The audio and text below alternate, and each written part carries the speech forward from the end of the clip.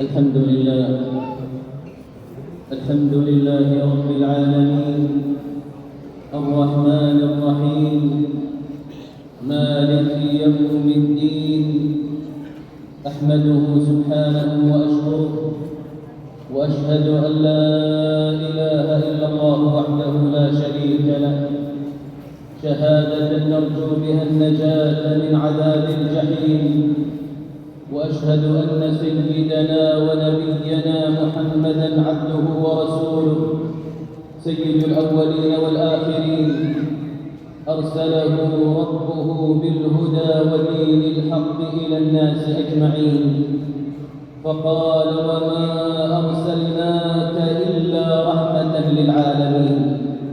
صلى الله وسلم وبارك عليه وعلى آله وأزواجه وأصحابه الغر الميامين، ومن اقتفى أثره وأحيا سنته إلى يوم الدين. أما بعد، فيا معاشر المؤمنين، اتقوا الله ما استطعتم، وتمسكوا بسنة نبيكم، وأصلحوا ذات بينكم، وحافظوا على اجتماع كلمتكم، تفوزوا برضا ربكم. يا أيها الناس اتقوا ربكم واخشوا يوما لا يجزي والد عن ولده ولا مولود هو جاز عن والده شيئا، إن وعد الله حق، فلا تغرنكم الحياة الدنيا ولا يغرنكم بالله الغرور. أمة الإسلام، إن مهمة الرسل الدعوة إلى الله تعالى وإبلاغ الرسالة وتبيين الشريعة، فقد بعثوا دعاة للخير وهداة للبشر، مبشرين من أطاع الله بعظيم الجزاء ووافر العطاء، ومنذرين من عصاه بشديد العقاب وسوء المآب، رسلا مبشرين ومنذرين لئلا يكون للناس على الله حجة بعد الرسل. ونبينا صلى الله عليه وسلم خاتم الرسل وسيد ولد آدم، بلغ الرسالة وأدى الأمانة ونصح الأمة وجاهد في الله حق جهاده حتى أتاه اليقين من ربه، فكان صلى الله عليه وسلم يدعو أمته ليلا ونهارا، سرا وجهارا، لا يدع مناسبة إلا ويغتنمها لإبلاغ دعوته.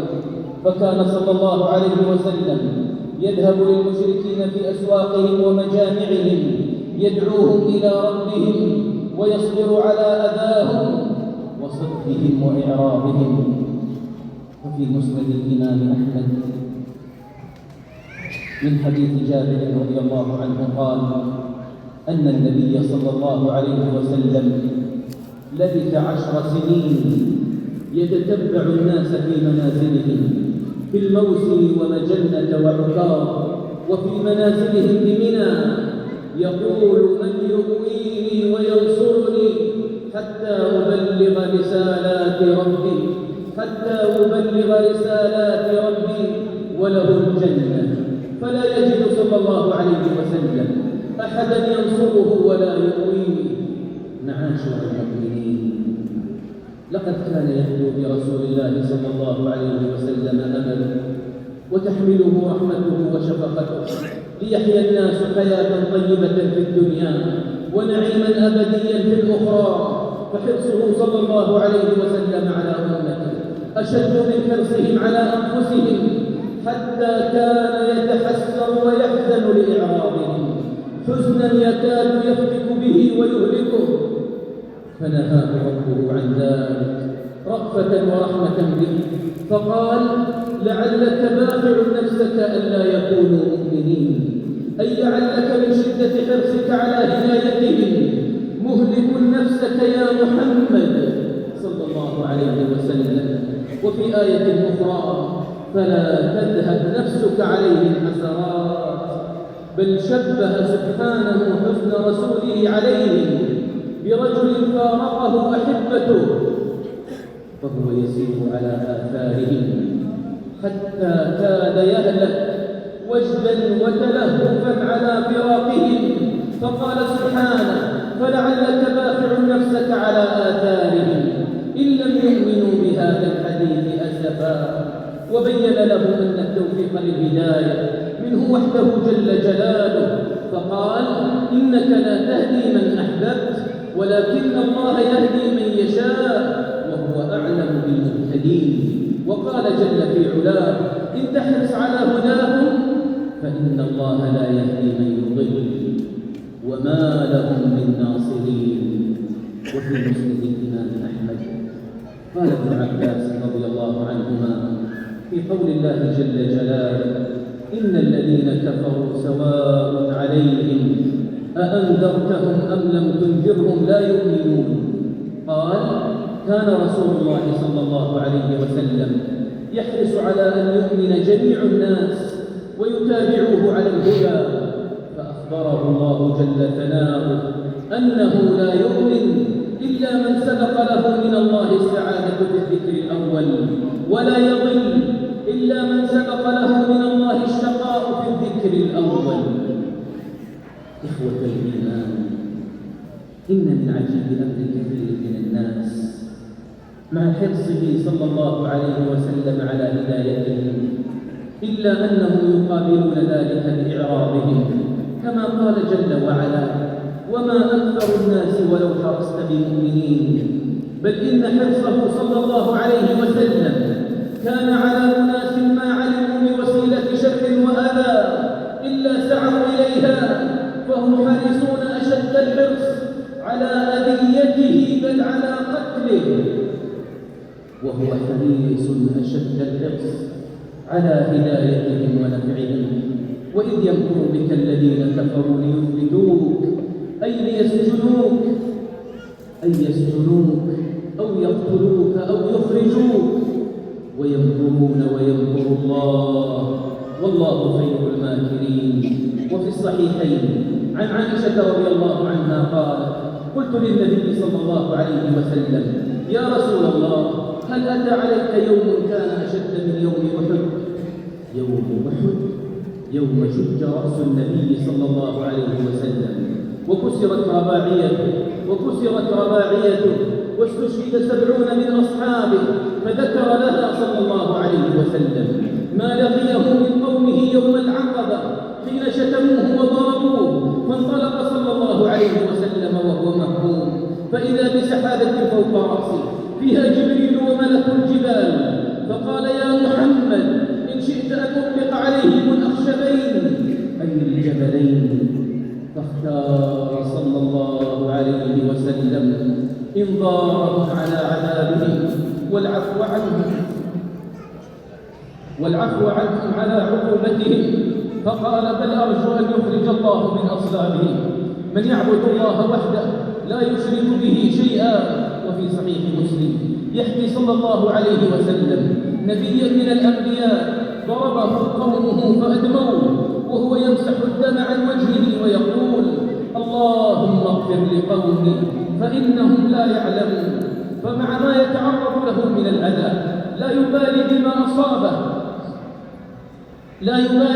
أصابه فيمسح الدم عن وجهه ويدعو لمن آذوه، بل ويبحث لهم عن عذر فيما فعلوا بكونهم لا يعلمون الحق ولم يصلوا إلى معاني الصواب.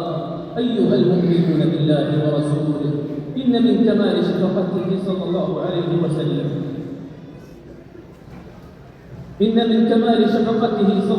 عليه وسلم على أمته واهتمامه بأمرهم كثرة دعائه لهم وبكاءه لأجلهم حرصا عليهم وخوفا من عذابهم. ففي صحيح مسلم أن النبي صلى الله عليه وسلم رفع يديه يدعو لأمته وبكى، فقال الله عز وجل: يا جبريل، اذهب إلى محمد وربك أعلم فسله ما يبكيك. فأتاه جبريل عليه الصلاة والسلام فسأله فأخبره رسول الله صلى الله عليه وسلم بما قال، فقال الله: يا جبريل، اذهب إلى محمد فقل: إنا سنرضيك في أمتك ولا نسوءك، إنا سنرضيك في أمتك ولا نسوءك. وإن من عظيم حرصه صلى الله عليه وسلم تتبعه شؤون أصحابه وأتباعه، فهو يواسي المحزون ويعين المحتاج ويفرج عن المكروه، ويكون مع الناس في أفراحهم وأتراحهم وشؤونهم وأحوالهم. ومن حسن سيرته حرصه على مراعاة نفسيات أصحابه.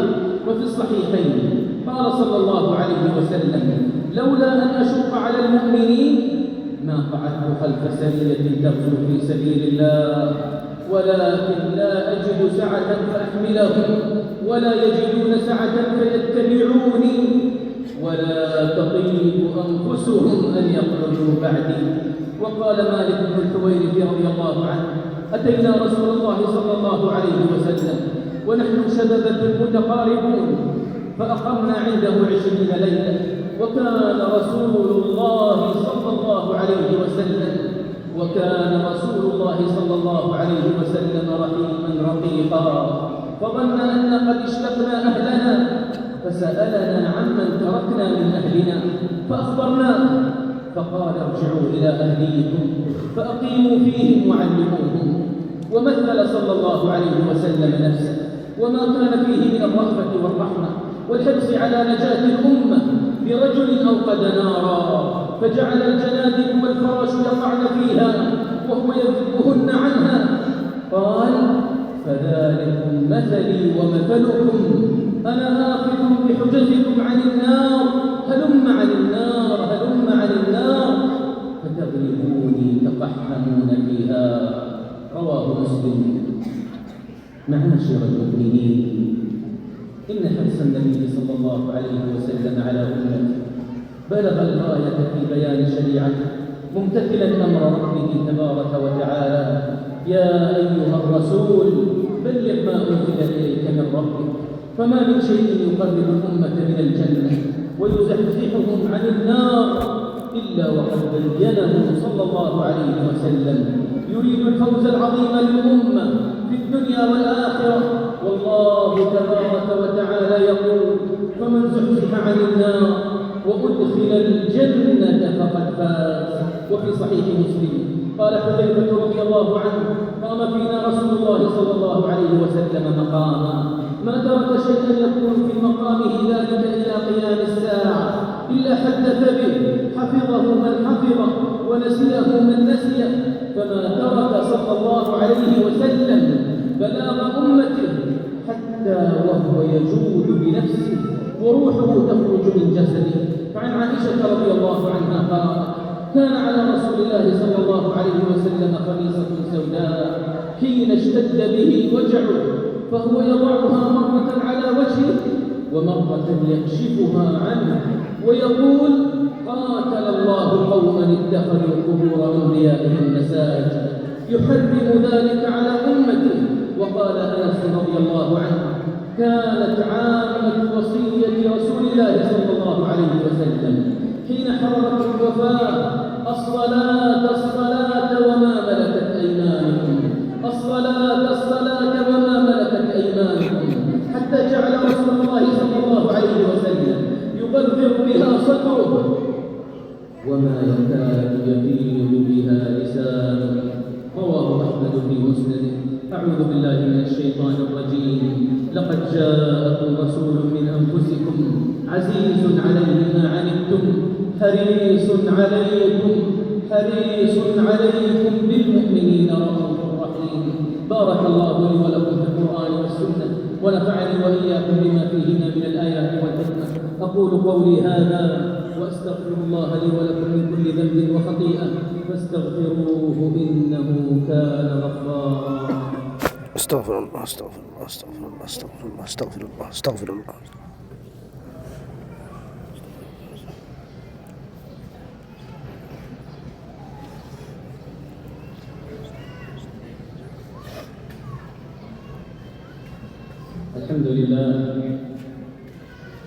الحمد لله وفق من شاء لمكارم الأخلاق وهداه لما فيه فوز ورسلهم يوم التلاق. وأشهد أن لا إله إلا الله وحده لا شريك له، وأشهد أن سيدنا ونبينا محمدًا عبد الله ورسوله صلى الله وسلم وبارك عليه وعلى آله وأصحابه ومن تبعهم بإحسان إلى يوم الدين.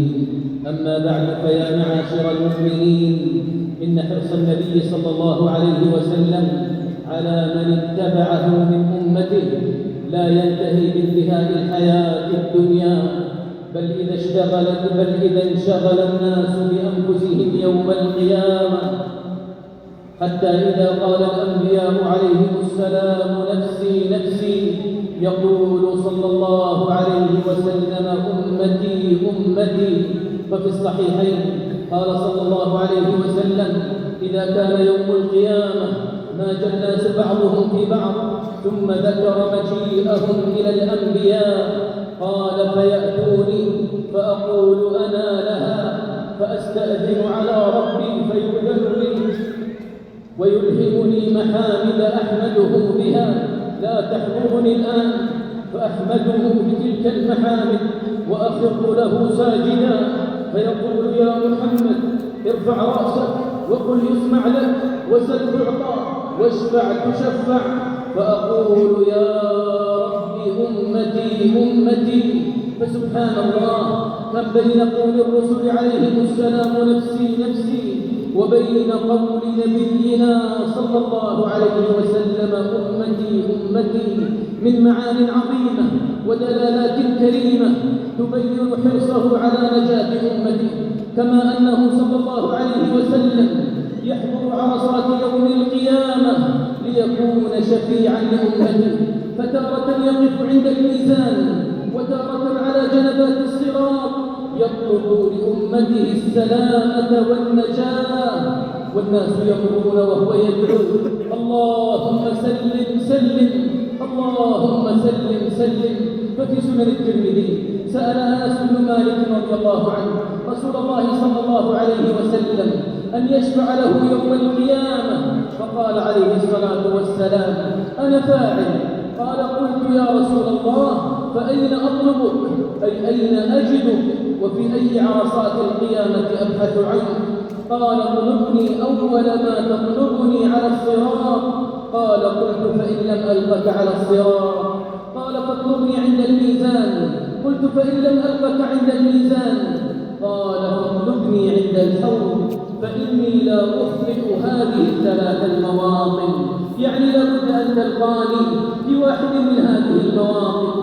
فيشفع صلى الله عليه وسلم لأهل الكبائر من أمته ليخرجهم من النار، ويلح على الله تعالى بالدعاء حتى يقال له: انطلق فأخرج من كان في قلبه أدنى أدنى أدنى مثقال حبة خردل من إيمان، فأخرجه من النار. رواه البخاري ومسلم. وصلى الله وسلم وبارك عليه، وصلى الله وسلم وبارك عليه من نبي كريم بالمؤمنين رؤوف رحيم.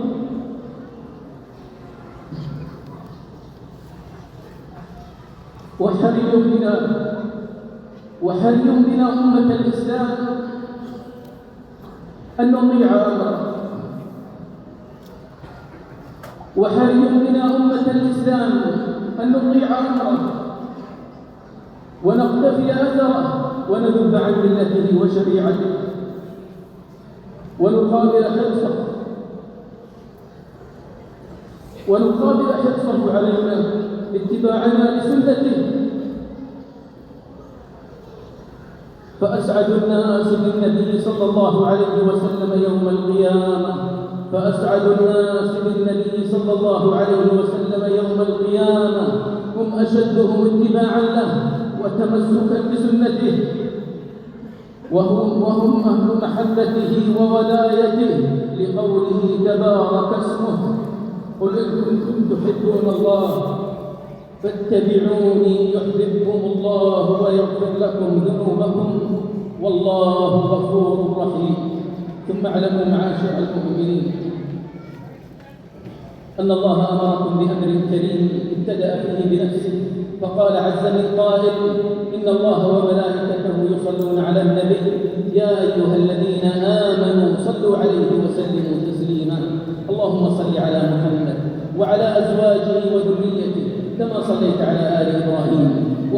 على محمد وعلى أزواجه وذريته كما باركت على آل إبراهيم إنك حميد مجيد. وارض اللهم عن الخلفاء الراشدين أبي بكر وعمر وعثمان وعلي وعن سائر الصحابة والتابعين ومن تبعهم بإحسان إلى يوم الدين، وعنا معهم بعفوك وكرمك وجودك ورحمتك يا أرحم الراحمين. اللهم أعز الإسلام والمسلمين، اللهم أعز الإسلام والمسلمين، اللهم أعز الإسلام والمسلمين، واحم حوزة الدين، واجعل هذا البلد آمنا مطمئنا رخاء سخاء وسائر بلاد المسلمين.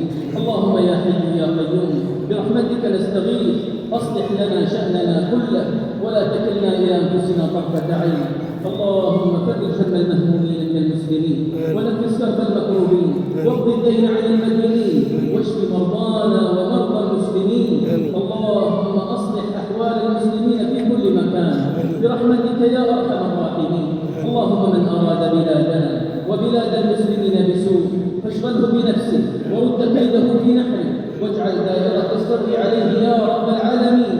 اللهم وفق ولي أمرنا خادم الحرمين الشريفين لما تحب وترضى وخذ بناصيته للبر والتقوى. اللهم وفقه وولي عهده الأمين وأعوانهم لما فيه صلاح العباد والبلاد. اللهم وجازهم بالخيرات على خدمة الحرمين الشريفين وقاصديهما برحمتك وفضلك وجودك يا أرحم الراحمين.